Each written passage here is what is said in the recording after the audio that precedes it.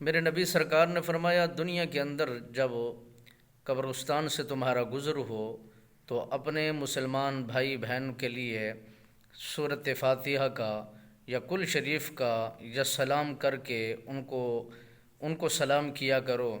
رسول اللہ صلی اللہ علیہ وسلم سرکار نے فرمایا، تمہارا بھائی، تمہاری بہن، رشتہ دار، اہل اسلام لوگ جب بھی مدفون ہوتے ہیں تو ان سے گزرنے والے جوان مرد عورت جب بھی گزرتے ہیں تو سلام کرتے ہیں۔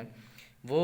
قبر کی لحد میں رہنے والا وہ جوان مرد عورت اس کا سلام بھی سنتے ہیں، اس کو پہچانتے بھی ہیں، اس کو جواب بھی دیتے ہیں، اور ان کے اندر یہ خصلت موجود ہے کہ رب بے نیاز انہیں یہ طاقت اور جرأت عطا فرمائی ہے کہ وہ پہچان رکھتے ہیں آنے والا کون آیا ہے اور کہاں سے آیا ہے اور ہمارے لیے اس نے کیا اچھائی کی ہے۔ تو جب جوان اس دنیا فانی سے رخصت ہو کر قبر کی لحد کے اندر اتار دیا جاتا ہے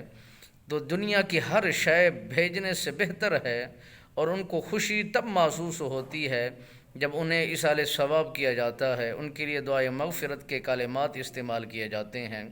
ان کے لیے بخشش کا اعلان یعنی دعائے بخشش مانگی جاتی ہے، بارگاہ خداوندی میں ان کے لیے بخشش طلب کی جاتی ہے۔ مالک بے نیاز اس کی مغفرت فرما دیتا ہے۔ جب مالک بے نیاز ان کی مغفرت کا اعلان کرے گا، اگر اس کا ارادہ اچھا ہوا، اس کی سوچ بہتر ہوئی، تو اس نے بھی اپنے لیے یہی جملے جو اس نے دوسروں کے لیے استعمال کیے وہ اپنے لیے بھی استعمال کرتا رہا، ارادہ کرتا رہا،